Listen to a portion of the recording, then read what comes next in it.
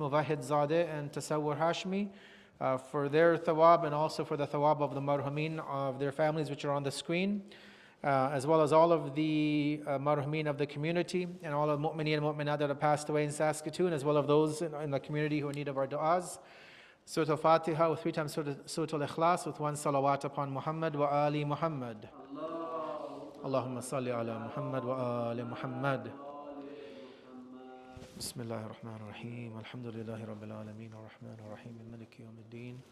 إياك نعبد وإياك نستعين اهدنا الصراط المستقيم صراط الذين أنعمت عليهم غير المغضوب عليهم ولا الضالين بسم الله الرحمن الرحيم قل هو الله أحد الله الصمد لم يلد ولم يولد ولم يكن له كفوا أحد بسم الله الرحمن الرحيم قل هو الله أحد الله الصمد لم يلد ولم يولد ولم يكن له كفوا أحد بسم الله الرحمن الرحيم قل هو الله أحد الله الصمد لم يلد ولم يولد ولم يكن له كفوا أحد صدق الله العلي العظيم صلوا على محمد وآل محمد اللهم صل على محمد وآل محمد أعوذ بالله من الشيطان الرجيم بسم الله الرحمن الرحيم الحمد لله رب العالمين والصلاة والسلام على سيدنا ونبينا أبي القاسم محمد اللهم صل على محمد وآل محمد وعلى آله الطيبين الطاهرين المعصومين المظلومين المنتجبين لا سيما مولانا وسيدي صاحب العصر والزمان روحي وأرواح العالمين له الفداء وعجل الله تعالى فرجه الشريف ولعنة دائمة على أعدائهم من الآن إلى قيام يوم الدين ما بعد رب اشرح لي صدري ويسر لي أمري واحلل عقدة من لساني يفقهوا قولي. So alhamdulillah, we're at the end of this month of Ramadan, 2 days, possibly today being almost the end of the month, tomorrow being the possible night of Eid, with confirmation of the moon obviously, and if not then we'll have 2 more days of the month of Ramadan, with Saturday being Eid. In any case, we've completed our review of chapter number 48, Surah Al-Fath, and today and tomorrow we've kept open for questions. If anybody in the community has any questions, either based on what we have been mentioning in this chapter or generally speaking. We did have 2 questions that were submitted online via the email link that was sent out late this afternoon. So I'm going to go over those 2 questions first of all, and then if anybody else has any questions, we can go through those. So the one question asked that if you have relatives who are Wahhabi or Salafi, can we give them zakat or khums? So a label of Wahhabi or Salafi doesn't necessarily entail that we can't help them. Obviously, it goes deeper than that. But when it comes to zakat, meaning zakat al-fitr, our ulama have the consensus that zakat al-fitr can only be given to a Shia. It can't go to any other group of Muslims, Sunni or otherwise. If you want to help your relatives that are of another group, whether it's Wahhabi or Salafi or Sunni, you can give them from your own personal bank account if you would like to, but you cannot give them zakat or khums. Khums, as we know, is a 20% obligation. 10% of that is for the Sadat, what we traditionally refer to the Sadat, which is not really correct. Half of the khums is for Banu Hashim and the family of Banu Hashim. So anybody who is a Muslim, a Shia Ithna Ashari particularly, and traces their lineage back to Banu Hashim, they're eligible for khums. We tend to think it's only the children of Amir al-Mu'mineen and Bibi Fatima alayhi salam. That's not correct. It could be the children of Aqil, it could be the children of Talib, it could be any of the children of any of the lineage of Banu Hashim basically. If they're needy, if they fulfill the conditions for being deserving of khums, they can be given that of the Sadat portion. Otherwise, the Sahm Imam portion is reserved for those who have expressed permission from the Marja Taqlid to be able to spend khums money. They can give that to their relatives if they're deserving and if the Marja approves. Otherwise, no, then relatives would not be able to be supported. That would have to come out of one's own personal pocket. The second question that came in via email today was, in the Quran, Allah makes mention that He has 2 hands and other body parts. How can we understand that Allah has these body parts? Please explain. So basically the Quran mentions in multiple verses, not just 1 or 2, but Allah talks about His face, In Surah Al-Rahman, Allah says, "Kullu man alayha fan, wa yabka wajhu rabbika dhul jalali wal ikram," that everything will perish and the only thing that will remain is the face of your Lord. In the Quran, Allah talks about yadullahi fawqa aydihim, right? That the hand of Allah is above their hand. Another verse of the Quran speaks about the shin of Allah. وَيَوْمَ يُكْشِفُ عَنْ سَاقٍ, as the verse mentions. Allah also has verses where He talks about His eyes, where when He is having Nabi Nuh alayhi salam build the ark, He says, وَاسْنَعَ الْفُلْكِ بِأَعْيُنِنَا. So Allah has described Himself or mentioned all of these various body parts, or what we would understand to be body parts. The way our scholars look at them is that we do not take them in the literal sense, in the haqiqi meaning. We take them in what they call the mujazi, a metaphorical. And we basically understand, and we do that first of all because we believe that Allah does not have a shape. He doesn't have a body. If we say He has eyes, if we say He has a face, He has a hand, He has a leg, then we become those who indulge in anthropomorphism, where we give a physical body to Allah. Like the Christians have done with Nabi Isa. They say that Jesus is God in the flesh. So we don't believe that God is a human being, that He can even come down in the form of a human being, although Allah has power over everything, but He does not come in a form of a human being. So when we see these ayat where Allah talks about His hand, His eyes, His face, we have to understand them in a different way, which I said is a metaphorical. So example is, in English, we even use the word hand to mean power. When somebody says that this person has the upper hand, it doesn't mean that literally his hand is higher up. It means that he has an advantage over somebody else. We also use the hand in terms of power. You know, the hand of justice, the hand of authority. These are terms we use in English. So when Allah uses the word hand, it means one of the means is His power or authority over the entire world. He phrases it like that. When Allah talks about the eyes of Allah, when He says, for example, Isna al-fulki bi-ayunina, He is talking about the fact that He has a complete understanding, knowledge, and vision over everything that's in existence. So He sees, but He doesn't see with eyes, right? He speaks without a tongue. He listens without ears. He does things but without hands. So when Allah talks about His eyes, again, it's a metaphorical. He's saying to Nabi Nuh in that verse that you build the ark under our supervision, under our guidance, right? Because Allah is As-Sami al-Basir. He is the all-hearing and all-seeing. He is referring to His ability to acknowledge and recognize everything that is happening in the world. So anytime we come across these verses where we are seeing Allah define Himself or describe Himself in the Quran as having human-like characteristics or qualities, again, we have to recognize that Allah is doing this in a metaphorical sense. It doesn't mean the literal. We've talked about this before, how He uses the style of language of people when we speak, whether it's in Arabic and when we translate that into English, that those examples come out in the translation. But Allah is far beyond having any physical body that He would be able to show an arm or a leg or a face or an eye. So those are the two questions that came in via email this afternoon. If anybody in the audience has any questions, feel free to ask them in the time that we have available before Maghrib time. I have one question. Sure. So, fitra. So, we give a fitra same when we see the moon, or we can give a before the moon? So the questions about fitra, when we have to give it. So the ruling basically is that on the night when the moon is seen, that is when the fitra becomes wajib. So for us, for example, tomorrow there's a strong possibility to see the moon. If we don't physically see it, even if we have confirmation from any of our organizations or a scholar that the moon has been seen, then at that point it becomes wajib to keep that amount at least aside from our let's say our wallet or our pockets, right?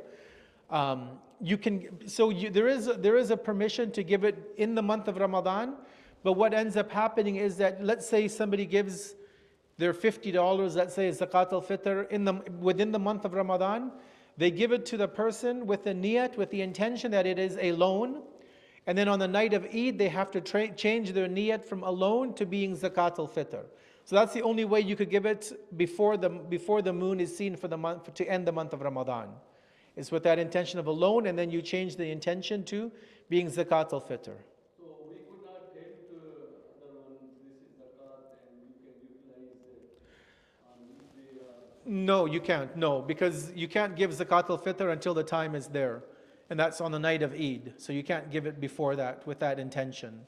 So you'd have to give it with the intention of like a loan or something like that, and then change your intention on the night of Eid, basically. Is it possible we tell the other guy once we give a loan, we tell him this is loan and once you can see the moon, this is converted near path. You could, or you could just give them the money like that, not tell them it's a loan or whatever. Just say that, this is some money for you if you need. And then your niyat would be on the night of Eid, then you would have that niyat in your mind that you would change your niyat, that was zakat al-fitr that you had given to that person. So you could do it that way as well. Yeah. Okay, so back in country, like most of the people are going to madaris, in Islamic school, so they are taking the fitra. And some people are questioning like it should be given to the poor people or it should be given to the madaris. And the second thing is if someone has poor people in family, and they are back in home country, so should we send their money or should we still look around in our community first?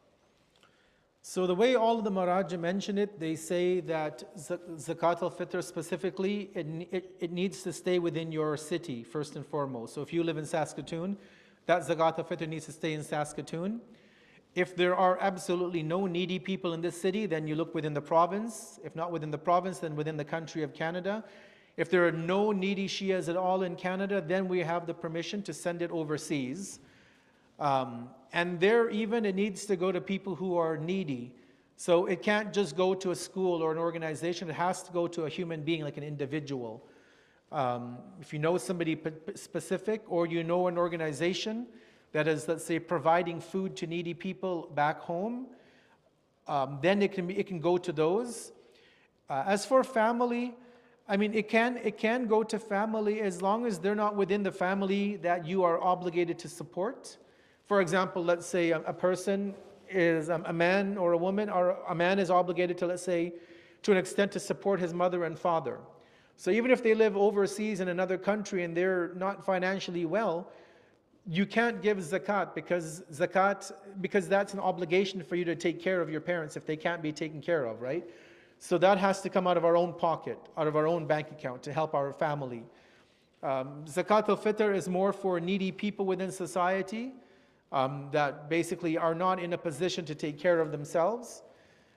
So again, first and foremost, that is locally. And then after locally, if we can't find anybody locally, nationally, internationally, and then overseas. I know a lot of people have a problem with that because we like to send our zakat to Iraq or Syria or Pakistan or Afghanistan, but the reality is that we have needy people right here in Saskatoon, right? We have needy people in every city in Canada. Yes, we have a welfare system in Canada, we have EI, we have welfare, but if you've ever been on EI, you know that it gives you, I think, 50% or 55% of your wages. If you've ever been on welfare, you know that the amount you get off of welfare is barely enough to live, right? And we know that we have many people within this community, let's say in Saskatoon and Canada in general, who have come as refugees from Iraq, from Syria, from Afghanistan, from other countries that are suffering. And they might not come and ask, but there are people who know who these needy people are. And it has to go to them. I mean, somebody literally just 4 days ago told me that one of our sisters who are coming to the majalis here with a few children, she doesn't have any way to make ends meet. She's in very financial difficulties, came as a refugee to Canada, right? So the community, the executive leader, the president of this community, the executive, they have an obligation to make sure that they are spending that money locally. It is not going to Nasimco, it's not going overseas, because there are people right here who are suffering, right? And if we don't take care of them, who do we? Unfortunately, and I've seen this myself, is that many people who have come to Canada as refugees, the Christian church ends up supporting them, and these people convert to Christianity. It's a reality. I've seen it myself, right? Because we as a community don't want to support them. We want to support our friends back home, which is again a good thing to do, but we have to realize that charity begins at home, and we need to look at our own community. As an example, Iraq, okay, Iraq has financial issues, but they're a country of 40 or 50 million. I'm sure people can give their zakat al-fitr to the Iraqis.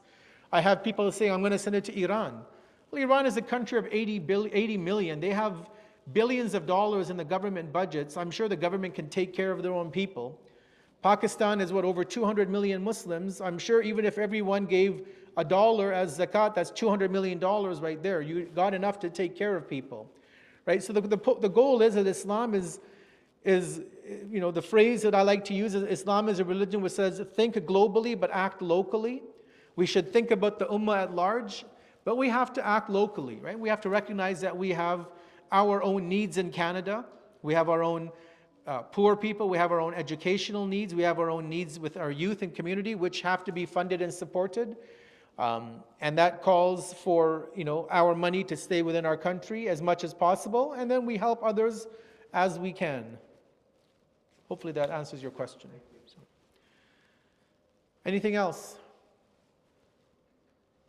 I'll check on the line, but I don't know if there's any being submitted online right now.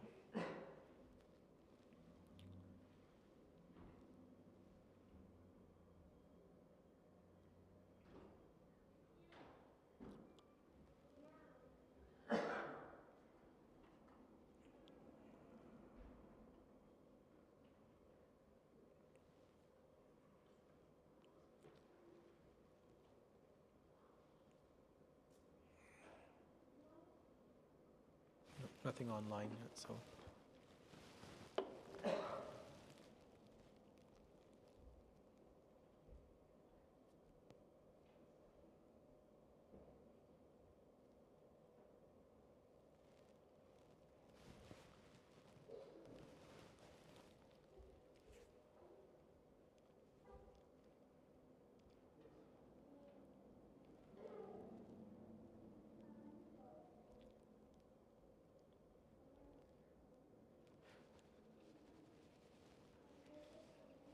If there's no questions, we can call it a day, and people can. Well, you can't eat now for another 25 minutes. So you're going to have to wait for that. So Maghrib tonight is 8:28. So we have about half an hour to sit and look at each other, basically.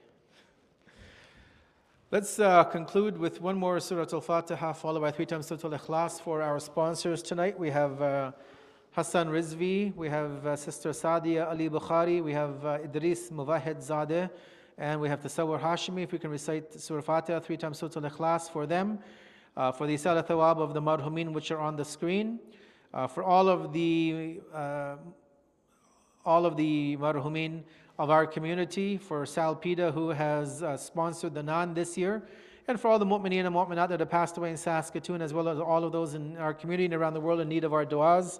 Especially we remember Haj Agha Ali Zadeh, who has been away from us for the last 4 or 5 days being ill. We also ask Allah to give him a speedy recovery, and inshallah we ask Allah to allow him to be with us for the day of Eid if possible, with one salawat upon Muhammad wa ali Muhammad. Allahumma salli ala Muhammad wa ali Muhammad.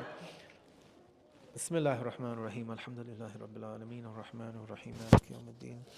إياك نعبد وإياك نستعين اهدنا الصراط المستقيم